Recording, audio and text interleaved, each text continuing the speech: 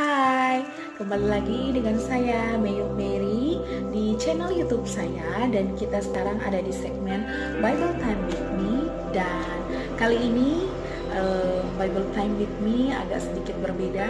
Saya akan membagikan 10 cara untuk membahagiakan diri sendiri. Tapi sebelum itu saya ingin membagikan beberapa ayat dari firman Tuhan, beberapa ayat Alkitab. Ada 3 ayat Alkitab, yaitu terdapat di Amsal 19 ayat 8. Ayat yang pertama terdapat di Amsal 19 ayat yang ke-8.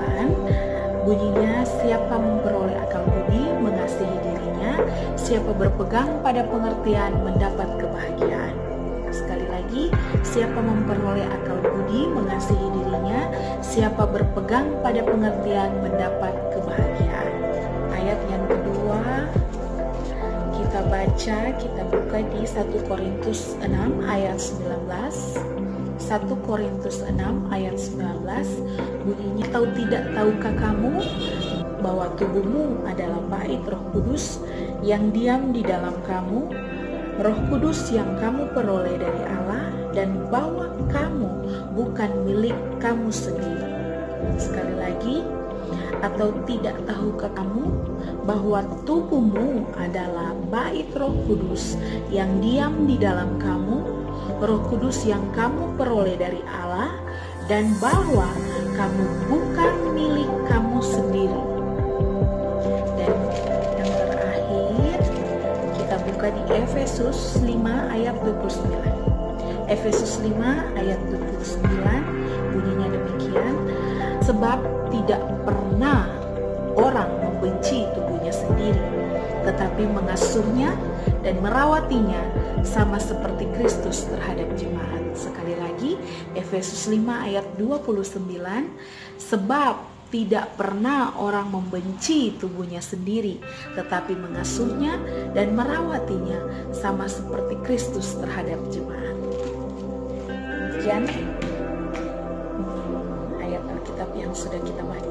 Saat ini saya ingin membagikan kepada kalian 10 cara untuk membahagiakan diri sendiri.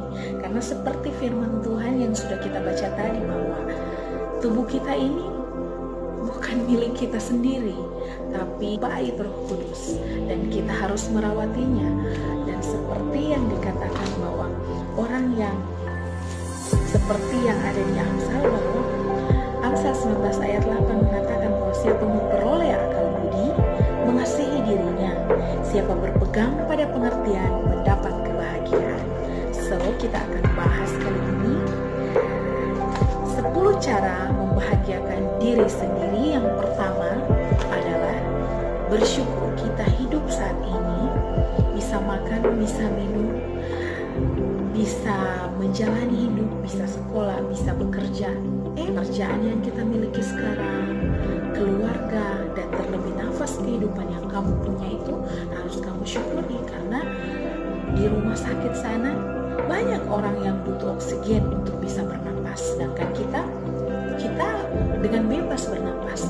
Kita tidak perlu tabung oksigen, kita tidak perlu bayar, kita dapat gratis. Syukurilah apa yang sudah ada dalam kehidupan kita, keluarga kita bisa makan setiap hari, kita punya pakaian untuk dipakai. Banyak hal yang harus kita syukuri. Mungkin teman sekerja kita sangat menyenangkan, pasangan kita semakin hari semakin baik. Mari kita belajar untuk bersyukur. Yang kedua adalah positive thinking, dan jangan mendengarkan perkataan-perkataan negatif dari orang lain. Lakukan saja yang paling terbaik dan berpikirlah positif. Berpikir positif itu bukan hanya sekedar oke, hari ini harus no, tapi mindset kita harus kita rubah. Kita harus mengelola pola pikir kita untuk bisa semakin positif. Kita tidak boleh menghiraukan, misalnya orang berkata, kamu kok belum punya anak sih? Kamu kok masih sendiri aja? Kamu kan sudah tua, kenapa kamu belum nikah-nikah? Jangan pernah masukkan kata-kata itu dalam itu akan menjadi energi negatif, sehingga kita mungkin di hari itu moodnya jadi jelek, kita cepat stres, kita merasa rendah diri. So jangan sekali-sekali kita memasukkan perkataan-perkataan negatif orang ke dalam pikiran kita. Anggap saja ya, mereka punya mulut, mereka bebas berkata-kata, tapi jangan sampai itu merusak pikiran kita. Jadi be positif, oke? Yang ketiga, be yourself. So jadilah dirimu sendiri, jangan mengandai-andaikan dirimu dengan orang lain atau membanding-bandingkan dirimu dengan orang lain. No. Jadilah dirimu sendiri dengan versi yang terbaik dari dirimu. Misalnya, ya inilah yang terbaik yang sekarang saya lakukan, ini yang paling terbaik buat saya. Ya itulah yang kita tampilkan pada orang lain. Ya seperti apa adanya diri kita, mau kita gendut, hitam, putih, abu-abu atau apapun, tetap jadilah dirimu sendiri.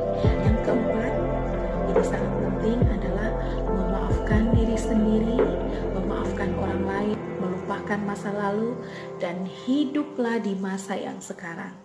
Tidak usah ingat-ingat lagi kesalahan-kesalahan yang dulu. Jadilah baru, karena kita ini sudah ditebus oleh Tuhan. Kita ini pribadi yang baru, kita merdeka, asalkan kita mau menyerahkan betul-betul hidup kita kepada Tuhan. Ampuni orang-orang yang sudah menyakiti hati kita, ampuni mereka, dan lupakanlah, belajar mengikhlaskan. Dan yang paling terpenting adalah mengampuni diri sendiri. Setiap orang punya masa lalu, setiap orang pernah melakukan kesalahan, tapi percayalah bahwa Tuhan yang memberikan.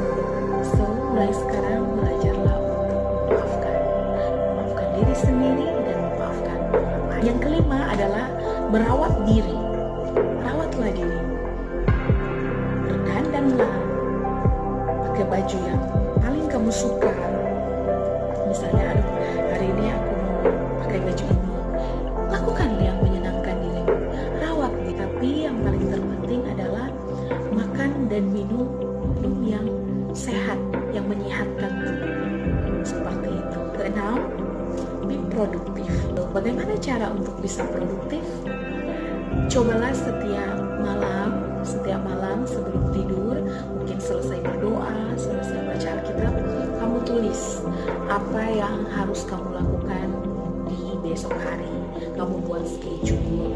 Oh, saya harus lakukan ini. Nah, misalnya ya, oh besok saya mau cuci piring, baru setelah itu saya masak, baru setelah itu saya mau lipat baju, dan kemudian saya mau buat ini, saya mau buat ini. Ya seperti itu, tulis saja, karena dengan menulis apa yang akan kita lakukan, itu akan membuat kita lebih produktif.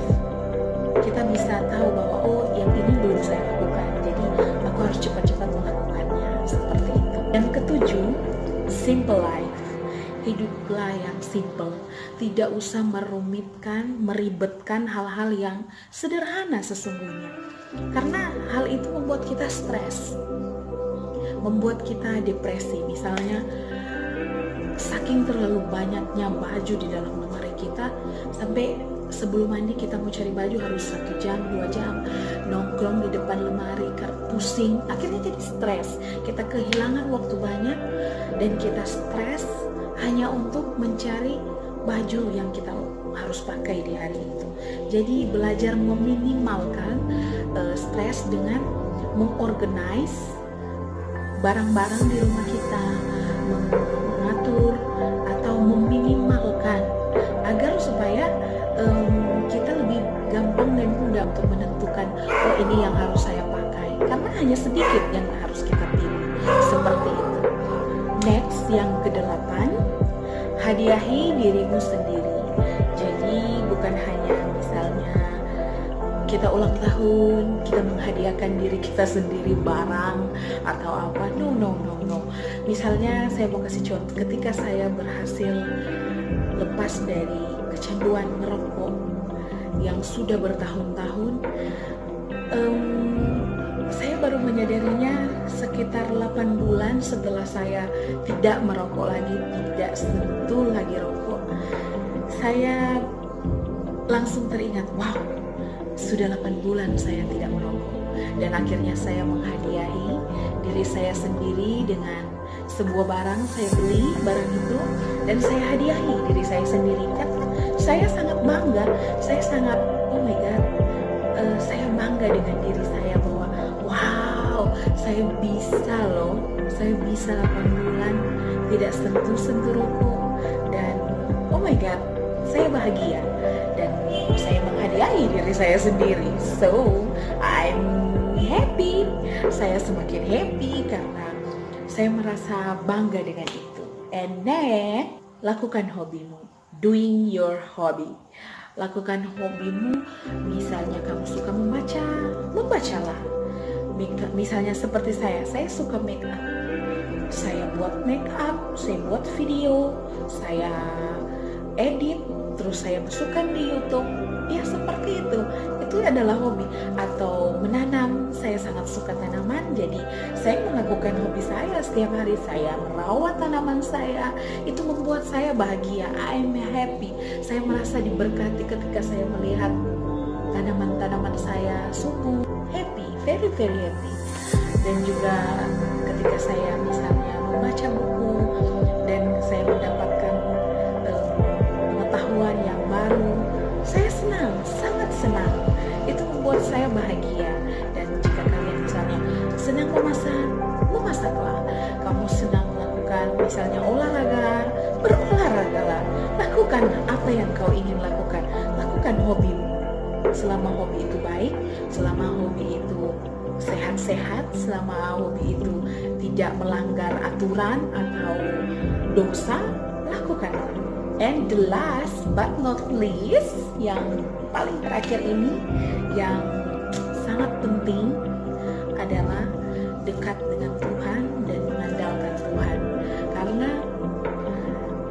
dengan demikian, dengan kita dekat dengan Tuhan, kita punya satu pegangan, di dalam hidup, di mana Dia pribadi yang akan melindungi kita, yang selalu ada bersama-sama dengan kita.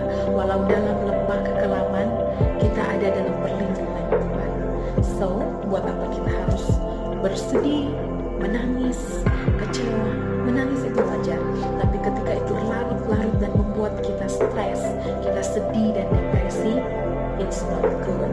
So, dekatlah dengan Tuhan, andalkanlah Dia, karena kita adalah orang-orang yang berbahagia di dalam Tuhan. Dan untuk kalian semua yang sudah nonton video saya, kiranya ini bermanfaat dan memberkati kalian. Dan jangan lupa like, comment, and subscribe agar saya semakin semangat buat video-videonya. Dan Tuhan Yesus memberkati. Bye.